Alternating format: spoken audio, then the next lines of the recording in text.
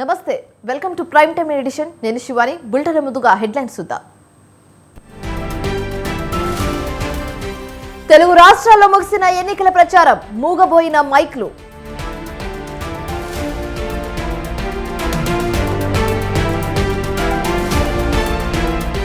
ఏపీలో అమల్లోకి 144 సెక్షన్, పర్యాటక ప్రాంతాల్లో మాత్రమే అనుమతిస్తామన్న ఎంకే మీనా.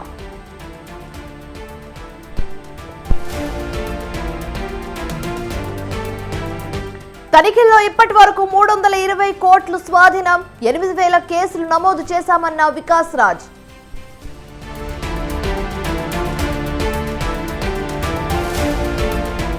ఓటేసేందుకు సొంతూరు బాట పట్టిన ఓటర్లు, కిక్కరిసిపోయిన బస్టాండ్, రైల్వే స్టేషన్లు.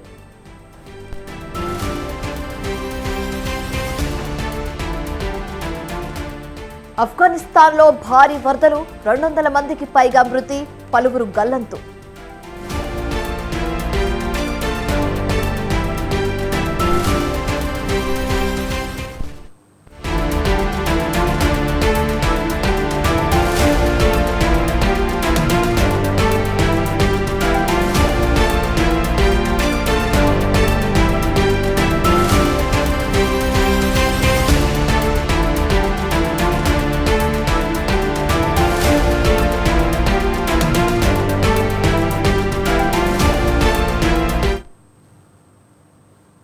ఏపీలో ఎన్నికల ప్రచారానికి తెరపడింది.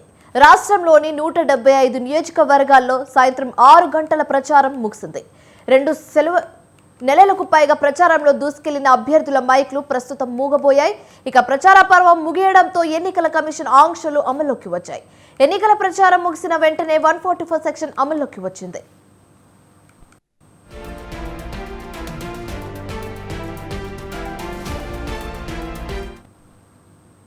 సంక్షేమ పథకాల అండతో వైసీపీ బరిలోకి దిగుతుండగా అభివృద్ధితో పాటు సంక్షేమాన్ని ఇస్తామంటూ జగన్ను గద్దె దించడానికే లక్ష్యంగా టీడీపీ, బీజేపీ, జనసేన కూటమి ప్రచారం సాగింది.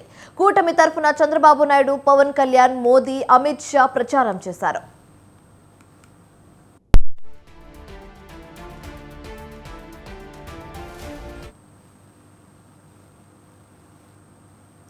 ఇక ఇటు తెలంగాణలోనూ లోక్సభ ఎన్నికల ప్రచారం ముగిసింది. మొత్తం 17 లోక్సభ స్థానాలకు ఎన్నికలు జరగనున్నాయి. ఎంపీ ఎన్నికల్లో మెజారిటీ సీట్లు కొల్లగొట్టడానికి బీజేపీ, కాంగ్రెస్, బీఆర్ఎస్లు పోటాపోటీ ప్రచారాన్ని నిర్వహించాయి. తెలంగాణ ఎన్నికల ప్రచారంలో రిజర్వేషన్ ఒక కీలక అంశంగా మారింది. అటు హామీల అమలుపైన అధికార ప్రతిపక్షాల మధ్య సవాళ్లు ప్రతి సవాళ్లు నడిచాయి.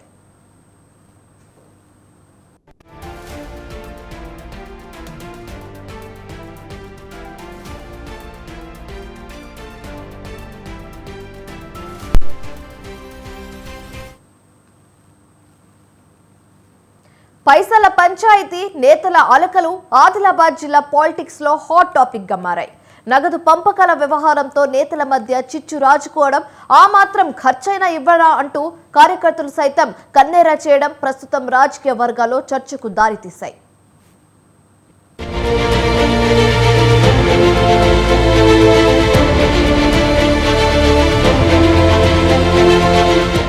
ఆదిలాబాద్ జిల్లా ఎన్నికల పర్వంలో డబ్బు రాజకీయ నేతల మధ్య చిచ్చు పెడుతోంది. గెలిపే లక్ష్యంగా వ్యూహాత్మకంగా ముందుకు సాగుతున్న ప్రధాన పార్టీలు ఎన్నికల ఖర్చు కోసం ఆయా పార్టీల అధిష్టానాలు డబ్బులు పంపడంతో ఈ చిచ్చు రాజుకున్నట్లు తెలుస్తోంది. నగదు పంపకాలు, లెక్కల వ్యవహారంలో తేడాతో లీడర్ల మధ్య ఈ పైసల లొల్లి ముదురుతున్నట్లు గుసగుసలు వినిపిస్తున్నాయి. ఇక మా ఖర్చులకైనా ఇవ్వకపోతే ఎలా అంటూ కార్యకర్తలను నిలదీస్తున్న పరిస్థితితో నాయకులు తీరుపై విమర్శలు గుప్పుమంటున్నాయి.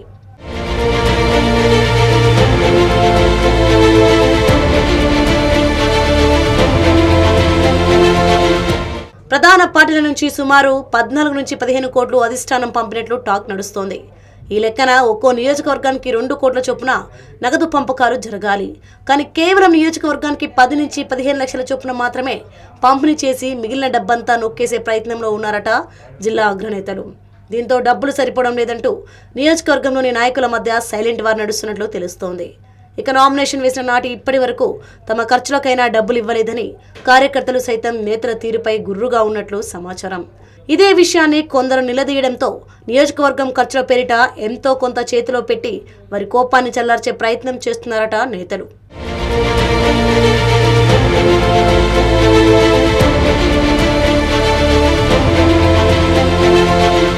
ఇక హైకమాండ్ ఇచ్చిన డబ్బులు నొక్కేసే ప్లాన్ లో భాగంగా డబ్బులకు ఆశపడకుండా పార్టీ కోసం అంకిత భావంతో పనిచేసే వారికి ముందు ప్రయారిటీ ఇస్తూ ఇతర పార్టీల ముందు చులకన కాకుండా జాగ్రత్తలు తీసుకుంటున్నారు జిల్లా నేతలు.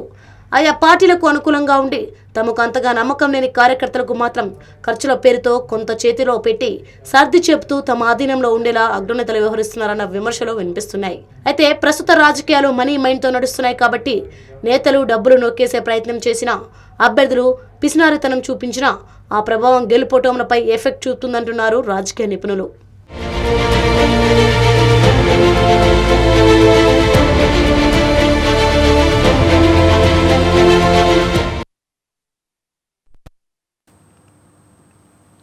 పార్టీని చూసి ఓటు వేయాలా, పార్టీకి మద్దతు ఇస్తున్న అధినేతను చూసి ఓటు వేయాలా, లేదంటే మనోడే కదా అని సామాజిక వర్గాన్ని చూసి ఓటు వేయాలా? ఖమ్మం లోక్సభ ఓటర్ మదిలో తలెత్తుతున్న ప్రశ్నలివి. మరి ఖమ్మం గుమ్మంలో ఇంత గందరగోళ పరిస్థితి ఎందుకు? ఓటర్లలో ఈ అయోమయానికి కారణాలేంటి? Watch the story.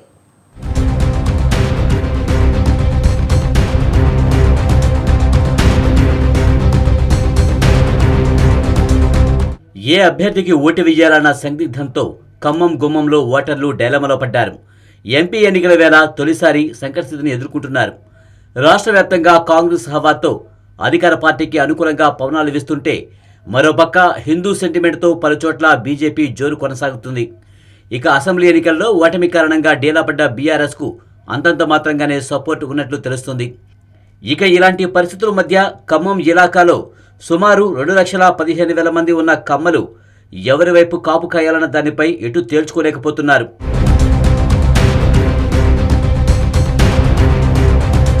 లోక్సభ ఎన్నికల్లో ఖమ్మం నుంచి సిపిఎం, సిపిఐ మద్దతుతో కాంగ్రెస్ అభ్యర్థిగా రామసహాయం రఘురామరెడ్డి బరిలో నిలవగా, బీఆర్ఎస్ నుంచి నామా నాగేశ్వరరావు, టీడీపీ జనసేన మద్దతుతో బీజేపీ నుంచి తాండ్ర వినోద్రావు పోటీకి సై అంటున్నారు. అయితే కాంగ్రెస్ ఖమ్మం సీటు కమ్మ సామాజిక వర్గానికి ఇస్తారని వేసిన అంచనాలన్నీ తారుమారయ్యాయి. ఖమ్మంలోనే కాదు, రాష్ట్రంలోని 17 పార్లమెంటు సెగ్మెంట్లలో ఒక్కచోట కూడా తమ సామాజిక వర్గానికి పోటీ చేసే అవకాశం లభించలేదు. అయితే ప్రతిపక్ష బీఆర్ఎస్ మాత్రం కమ్మ సామాజిక వర్గం నాయకుడినే బరిలోకి దింపింది. మరోపక్క ఎన్డీఏ కూటమిలో భాగంగా ఏపీలో టీడీపీ, బీజేపీ కలిపి పోటీ చేస్తున్న నేపథ్యంలో ఖమ్మం ఎంపీ స్థానంలో బీజేపీ అభ్యర్థికి టీడీపీ మద్దతు ప్రకటించింది. ఇటీవల జరిగిన అసెంబ్లీ ఎన్నికల్లో తెలంగాణలో బీఆర్ఎస్ను ఓడించేందుకు పార్టీ నాయకత్వం నుంచి ఆదేశాలు లేకపోయినా కాంగ్రెస్ విజయం కోసం టీడీపీ శ్రేణులు కృషి చేశారు. ఏపీలో టీడీపీ అధినేత చంద్రబాబు అరెస్టు తర్వాత జరిగిన నిరసనలపై బీఆర్ఎస్ వర్కింగ్ ప్రెసిడెంట్ కేటీఆర్ చేసిన వ్యాఖ్యలను తెలుగు తమ్ముళ్లు జీర్ణించుకోలేకపోయారు. దీంతో జగన్కు మద్దతుగా ఉంటున్న బీఆర్ఎస్ను గద్దెదించారన్న కసితో అసెంబ్లీ ఎన్నికల్లో కాంగ్రెస్ గెలుపులో కీలక పాత్ర పోషించారు.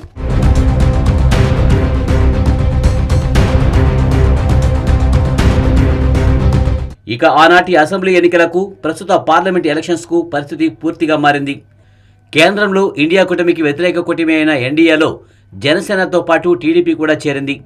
ఈ పొత్తులో భాగంగా ఏపీలో టీడీపీ, జనసేన, బీజేపీ కలిసి పోటీ చేస్తున్నాయి. అయితే తొలుత తెలంగాణలో బీజేపీ నాయకత్వం జనసేన, టీడీపీ శ్రేణులను కలుపుకుని వెళ్లేందుకు ప్రయత్నాలు చేయకపోవడంతో ఆ రెండు పార్టీల వారు అంటి ముట్టినట్లుగానే వ్యవహరించారు. కానీ ఏపీలో తాజా రాజకీయ పరిణామాలతో బీజేపీ నేతలు అక్కడి ఎన్డీఏ కూటమిని బలోపేతం చేసే చర్యలు చేపట్టడంతో తెలంగాణలోనూ ఇప్పటివరకు ఎలాంటి నిర్ణయం ప్రకటించిన టీడీపీ ఏపీలో మాదిరిగానే ఇక్కడ ఎన్డీఏ కూటమికి మద్దతు ప్రకటించింది. అయితే ఈ ప్రకటన ఆలస్యమైందన్న అభిప్రాయాలు వ్యక్తమవుతున్నాయి. అప్పటికే కాంగ్రెస్ అభ్యర్థి రామసహాయం రఘురామరెడ్డి, బీఆర్ఎస్ అభ్యర్థి నామా నాగేశ్వరరావు టీడీపీ కార్యాలయానికి వెళ్లి తెలుగు తమ్ముళ్లు మద్దతు కోరారు. అయితే మిత్రధర్మానికి కట్టుబడి ఎన్డీఏ కూటమికి చెందిన బీజేపీ అభ్యర్థి వినోద్రావుకు టీడీపీ మద్దతు ప్రకటించింది. ఈ ప్రకటనతో పార్టీ పరంగా ఉన్న డోలాయమానం తొలగిపోయినా ఆ పార్టీ ఓటర్లు మాత్రం చాలా వరకు సందిగ్ధ పరిస్థితుల్లోనే ఉన్నట్లు సమాచారం. వీరిలో చాలా వరకు గత అసెంబ్లీ ఎన్నికల్లో మాదిరిగానే రేవంత్ రెడ్డికి లోపాయకారిగా అండగా ఉంటారనే చర్చ జరుగుతుంది. ఇదే సమయంలో కమ్మ సామాజిక వర్గానికి ఒక్క సీటు కూడా ఇవ్వని కాంగ్రెస్కు ఓటెందుకు వెయ్యాలన్న విమర్శ కూడా వినిపిస్తుంది. అదే జరిగితే టీడీపీ ఓటర్లలో చీలిక వచ్చే అవకాశం ఉంది.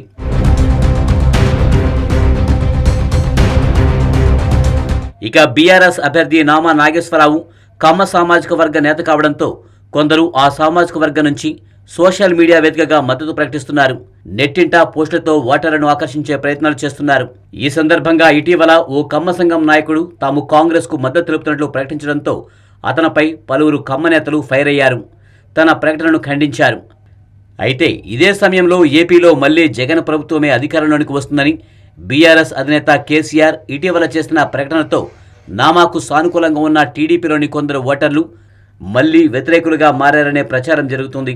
అధికార పార్టీ నుంచి తమ సామాజిక వర్గానికి చెందిన అభ్యర్థి లేనందున ప్రతిపక్షంలో ఉన్న నామాకు మద్దతు ఇవ్వాలని కొందరు సోషల్ మీడియా ద్వారా ప్రచారం చేస్తుంటే మరికొందరు వ్యతిరేకిస్తున్నారు. దీంతో కమ్మ సామాజిక వర్గ ఓటర్లలో కొంత గందరగోళం నెలకొంది. అయితే కాంగ్రెస్ తమ వర్గానికి చెందిన వారికి రాజ్యసభ సీటుతో పాటు మంత్రి పదవి, 3 కార్పొరేషన్ చైర్మన్ పదవులు ఇచ్చినందున కాంగ్రెస్కు ఓటేసే అవకాశం ఉందంటున్నాయి రాజకీయ వర్గాలు. ఇలా మొత్తానికి ఖమ్మం గుమ్మంలో కమ్మలు ఎవరికి కాపు కాయాలన్న అయోమయంలో ఉన్నారు.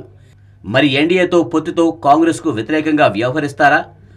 నామా తమ సామాజిక వర్గ నేత కావడంతో ఆయనకు మద్దతిస్తూ గెలుపు అవకాశాలకు తోడ్పాటు అవుతారా, లేదంటే కాంగ్రెస్ అధికారంలో ఉంది కాబట్టి హస్తంకే జై కొడతారన్నది ప్రస్తుతం ఆసక్తికరంగా మారింది.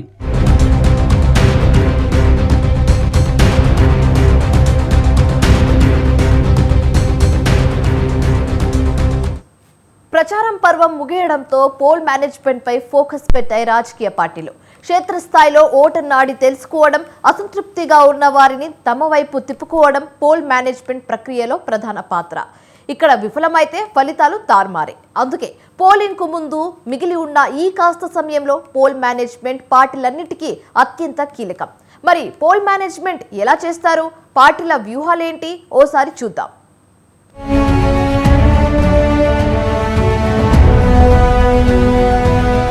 ఎన్నికల సమరంలో పోల్ మేనేజ్మెంట్ అత్యంత కీలకం.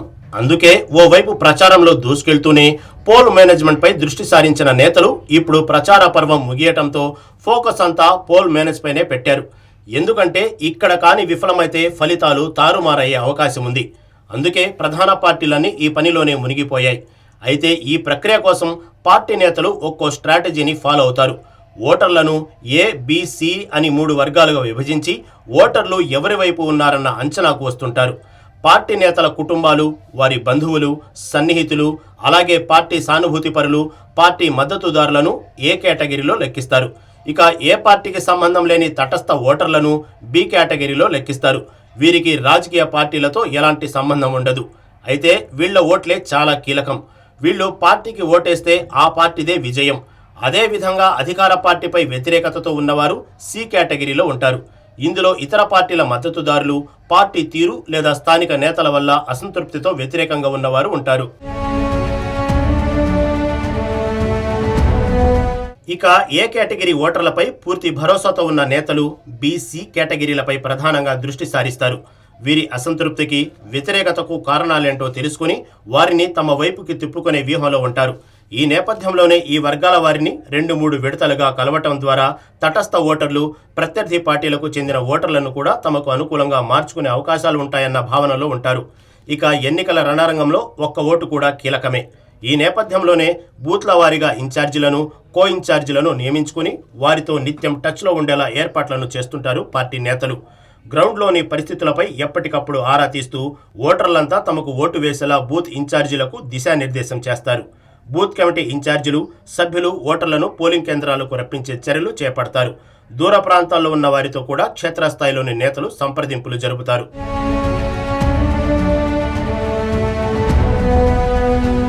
ప్రచార పర్వం ముగియగానే నేతలు పోల్ మేనేజ్మెంట్ పైనే దృష్టి సారిస్తారు. కేవలం గంటల కొద్దీ సమయం మిగిలి ఉండటంతో ఓటర్లను తమ వైపుకి తిప్పుకునేందుకు వ్యూహాలు రచిస్తారు. గంపగుత్తుగా ఓట్లు రాబట్టుకునేందుకు కుల, వృత్తి, యువజన సంఘాలు, అసోసియేషన్లు, కార్మిక సంఘాలు, ఇతర సంఘాల వారీగా విందు కార్యక్రమాలు ఏర్పాట్లు చేస్తుంటారు. డబ్బు, ముక్క, చుక్క ఆశ చూపి ఓటు తమకు పడేలా ఎత్తులు వేస్తారు. ఇందుకోసం నమ్మకస్తులైన వారిని ఎంచుకుంటారు. అభ్యర్థి టికెట్ దక్కించుకోవడం, ప్రచారం చేయడం ఒక ఎత్తైతే, ప్రచారం ముగిసిన తర్వాత ఓటర్లను పోలరైజ్ చేసి తమకు ఓటు వేసే విధంగా చేయడం మరో ఎత్తు.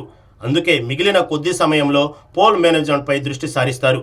విజయం దిశగా వ్యూహాత్మకంగా ఓటర్లు పోలింగ్ కేంద్రాలకు తరలివచ్చి తమకే ఓటు వేసేలా ఎత్తులు వేస్తారు.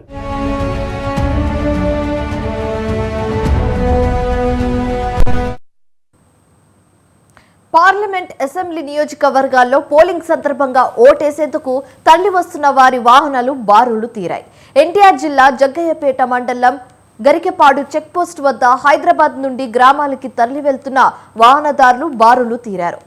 సంక్రాంతి వంటి పండుగకు వచ్చే జనం వాతావరణం కనిపించింది. తమ ఓటు హక్కు వినియోగించుకునేందుకు స్వగ్రామాలకు వెళ్తున్నామని ప్రయాణికులు తెలిపారు. ఓటుతో స్వార్థ రాజకీయ నాయకులకు తగిన గుణపాఠం చెప్తామని ప్రయాణికులు తెలిపారు.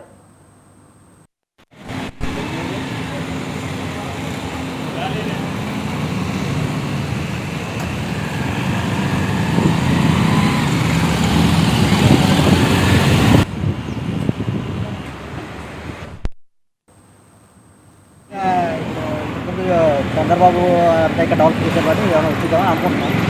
వస్తే బాగుంటుంది. అంటే ఈ పాలన ఎలా ఉందనుకుంటున్నారు? వైసీపీ పాలన వైసీపీ పాలన అంటే ఉచిత పథకాలు ఇవన్నీ మరీ ఓవర్గా ఇస్తున్నారు. లిమిటెడ్గా ఇవ్వాలి. ఎవరైతే చేసుకోలేరో ముసలోళ్ళు అబోవ్ 60 వాళ్ళకి వాళ్ళకి నువ్వు ఇంటికి ఏ పంపించినా పర్లేదు. ఎంగేజ్ ఉన్న వాళ్ళు కూడా పంపించి వాళ్ళని ఖరాబ్ చేయదు. అదొకటే ఇవ్వాలి. మిగతా ఓకే. మరి ఇప్పుడు ఈ పాలన ఎలా ఉందంటారు? ఏంటంటే ఇప్పుడు సంక్షేమ పథకాలు అని చెప్పి డెవలప్మెంట్ లేదు. చంద్రబాబు వస్తే బోత్ ఓటు వినియోగించడానికి వెళ్తున్నారు. ఈసారి ఏది వస్తుంది అనుకుంటున్నారు? ఇంకా విద్రోహs కాకుండా ఉండాలి అంటే చంద్రబాబు రావాలి.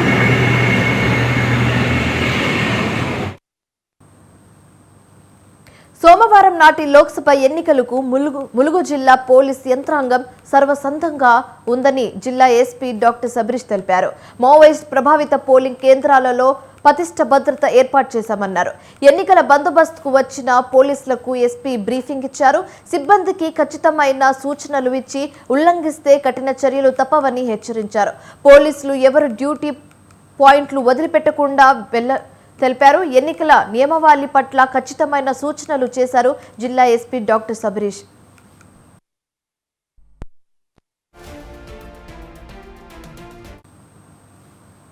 వరంగల్ ఎంపీ స్థానం పరిధిలోని పోలింగ్ కేంద్రాలలో ఎలక్షన్ డ్యూటీకి కేటాయించిన సిబ్బంది 3వ ర్యాండమైజేషన్ ప్రక్రియ జరిగింది. నియోజకవర్గం జనరల్ అబ్జర్వర్ బండారి స్వాగత్ రవీందర్ చంద్ సమక్షంలో ఈ ప్రక్రియ కొనసాగింది. వరంగల్ రిటర్నింగ్ అధికారి, జిల్లా కలెక్టర్ ప్రావీణ్య ఎన్నికల సిబ్బంది కేటాయింపుపై 3వ పూర్తి చేశారు. ఈ ప్రక్రియలో జనగామ, హనుమకొండ, భూపాల్పల్లి జిల్లా కలెక్టర్లు సిక్తా పట్నాయక్, రిజర్వ్ బాషా షేక్, భవేష్ మిశ్రా, అదనపు కలెక్టర్ వెంకట్రెడ్డి అధికారులు పాల్గొన్నారు.